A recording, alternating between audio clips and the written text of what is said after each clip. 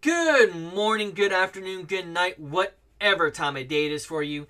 I broke up my ranty videos, but we're back to another one. Writing is one of those super important things, and it's something I really like to do. I've self published a book, but it's published.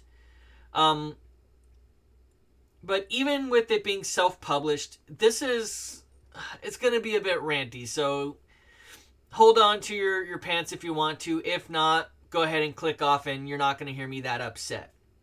If you've taken a look at the title, you know what this is going to be about, and I'm going to make some people very upset. The way a story is told can create intense emotional connections in a really short period of time. A really great example is Harry Potter.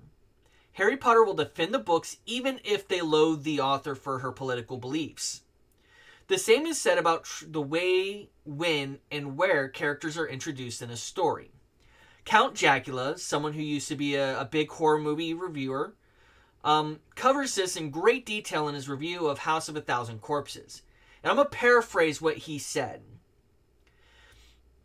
He comments, "The reason we dislike the body count, the people who will inevitably die, is because they disrespect Captain Spaulding, who has a fun, charismatic introduction before we're introduced to the meat." And I'm going to go ahead and point a few more things out to it. Captain Spaulding is introduced in a manner that lets you know he's full of personality. He's full of life, and you really stand to go, wow, this guy, even though he's just, I guess you have to say unalive these days, he just unalived a person, is still a lot of fun because we don't see him in a position where he is an aggressor. We see him when he's being robbed.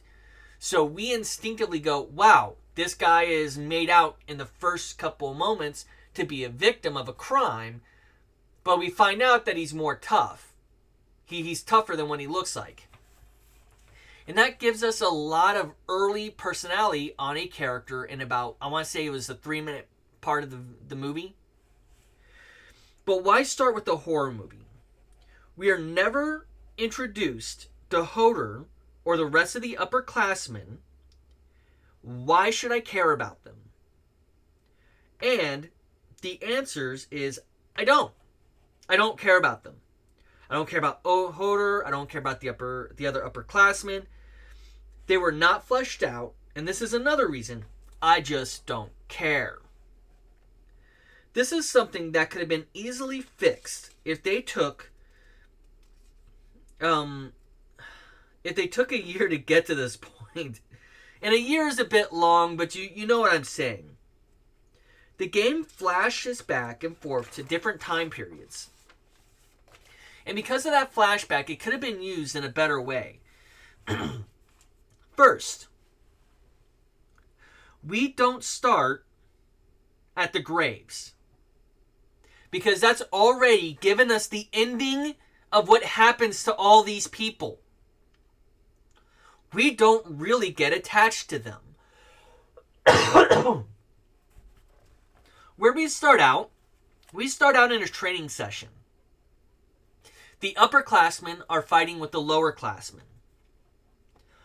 We see Ericus or Xehanort or even one of the other underclassmen go for a sneaky attack after onto Valder. And Valder will stop and go, tink, stop it on his back. Or you can have Braggy come into his defense and knock out the Keyblades out of their hands like we see him do later on in the Underworld. It would show a couple of things early and fast. First, the upperclassmen act as a cohesive whole. So someone getting seduced by darkness should be a surprise to us. Because they care about each other. They love each other. Their hearts are, to use a phrase that gets said a lot, their hearts are connected. That love and affection for each other can also set up one of any of the upperclassmen can easily fall to darkness. And this is something where I show a lot of anger and just dislike for whenever it comes to this, because it could have been done better. It could have been done with such great finesse. And even that one scene where we show them before we go to the graves, we don't include the graves at all in my opinion, but that one scene sets up an actual personality for the characters before we see that one of them have fallen to darkness, before we see the team sent out after them. You know what that also does? It sets them up as not someone who can be easily defeated by cheap tricks.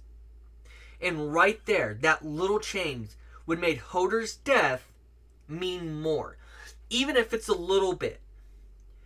If we had more time with the upperclassmen, we would have formed a deeper bond. I enjoy writing. I used to write some really bad fan fiction. And I say really bad because it was a hobby. When I wrote my book, I wrote 500 words a day as my goal.